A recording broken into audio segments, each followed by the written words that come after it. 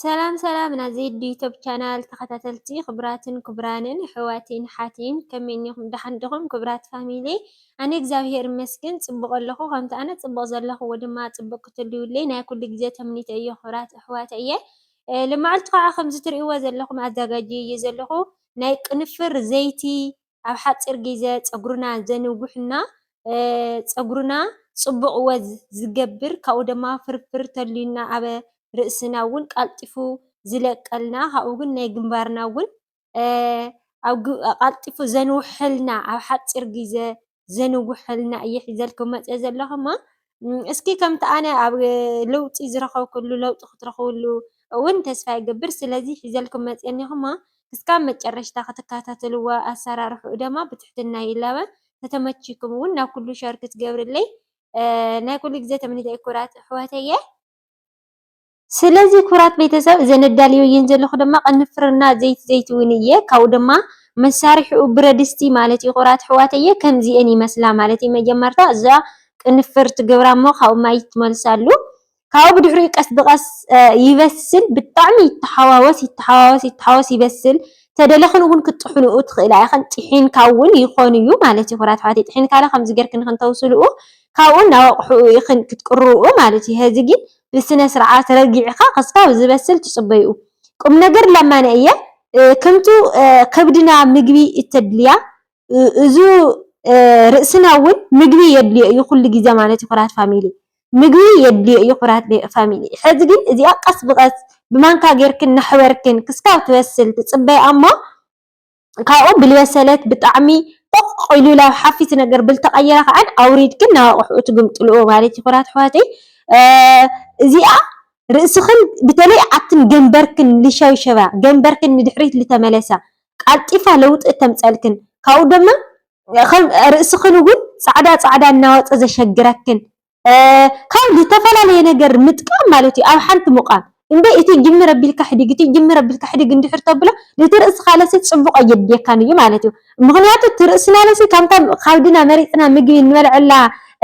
ማለት ንኣብነት ደስ ዘይበላ ምግቢ እንድሕር ነእትወላ ኮይና ንስከፎ ነገር እቲ ርእስና ለሲ ይስከፎ እዩ ማለት እዩ ሕዚ ግን እዚአን ኩሉ ግዜ ኣነ ለውጢ ስለ ዝረኸብኩሉ እየ ላብዚ ለምፅ ኣለኹ እምበይ ኣነ ለይተጠቐምኩሉ ኣነ ለይጥቀመሉ ነገር ኣነ ላብዚ ሚድያየ ኣይዝርግሕን እየ ኩራት ኣሕዋተይ ግን እዚ ግን ብቀላልን ሓፃርን ብኸፍኳ እትስራሕ ቡና ካና ስትካ እትሰርሓ ነገርን እያ ብዙሕ ትከብድ ይኮነት ግን ኩሉ ግዜ ከምዚ ጌርክን ከዓን እትጥቀምኦ ተኮይንክን ከዓን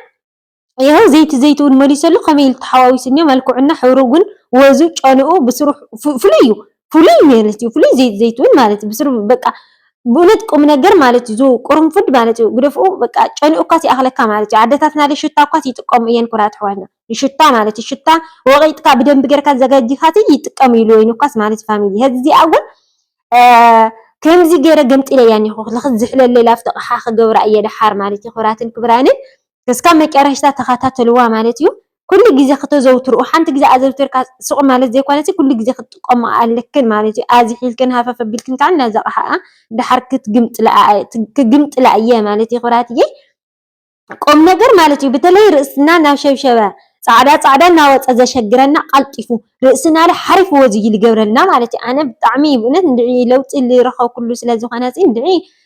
ኣይጠራጠርን እየን ኣኻትክን እውን ለውጢ ክገብረልክን ኢለ ተስፋ ይግብር ማለት እዩ ኩራትን ክቡራንን ክትጥቀምኡ እውን ካብኡ ሓንቲ ግዜ ተጠቒምክን ክትብላ ዘይብልክን ዘይኮነ ኩሉ ግዜ ክትጥቀምኡ ኣለክን ምክንያቱ ከምቲ ካብድና ምግቢ እተድልዮ ትርእስና እውን ምግቢ የድልዮ እዩ ኩራት ቤተሰብ ምግቢስ የድልዮ እዩ ሰዓቱ ማለት እዩ እዚ ከዓን ከምኡ ኢኽን ክትሕዝኡ ዘለክን እምበይ እቲ ምክር ኣቢልካ ግድፍ እንድሕር ኮይኑ ጥቕሚ የብሉን እዩ ሓደ ልትርእስኻ እውን ሕማቕ እዩ እቲ ሓዲካ ትምክር እንድሕር ኮንካሲ ልትርእስኻ እውን ሕማቕ እዩ ኩራት ፋሚሊ ስለዚ ኩሉ ግዜ ኣዘውትርኡ ኩሉ ግዜ ተጠቐማሉ ከምዚ ጌርክን ኣቕሓ ክትገምጥልክን ኣቕሚጥን ዋላ ታላጃ ትገብሩ ትኽእላ ዋላ ደገለ ትገብሩ ትኽእላ ምንም ኣይባላሽን እዩ ኩራት ፋሚሊ ምንም ኣይባላሽን እዩ ስለዚ ብእውነት ማለት እዩ ብጣዕሚ እዩ ሓሪፍ ብጣዕሚ ኣነ ብሓፂር ግዜ ለውጢ ረኺበሉ ማለት እዩ ስለዚ ስኻትክን እውን ኩሉ ግዜ ተጠቒምክን ኣብ ሓፂር ግዜ ለውጢ ክትረኽባሉ ግን ተስፋ ይግብር ክቡራትን ክቡራንን ዘናይ ለማዓልቲ ትሕዝቶና ከምዛ ዝረእኹምዋ ትመስል ማለት እዩ ናይ ቁርንፉድ ዘይቲ ብጣዕሚ ሓሪፍ ለውጢ ዘለዎ ሓሪፍ ወዝ ዘለዎ ብጣዕሚ ጠቃሚ ደሞ ብቀሊሉ ርሑቕ ከይከድና ኣብ ገዛና ኩሉ ግዜ ንረኽቦ ማለት እዩ ኩራት በተለይ ኣብ ዓዲ ዓረብ ዘለና ኣሕዋተይ ኣብዝሓ መዳማት ስለ ዝጥቀምኦ ኩሉ ግዜ ተጥቀማሉ ማለት እዩ ብእውነት ማለት ርእስና ንነብስና ክንኮን ኣለና ክቡራት ኣሕዋተየ ስለዚ ናይ ልመዓልቲ ትሕዝቶና እዚኣ ትመስል ማለት እዩ ክቡራት ፋሚሊ ብካልእ ትሕዝቶ እስካብ ዝመፀኩም ከዓ እና ነዛ ቻናል እውን ሓደሽቲ ዝኾንኩም ሳብስክራይብ እና ላይክ ኮመንት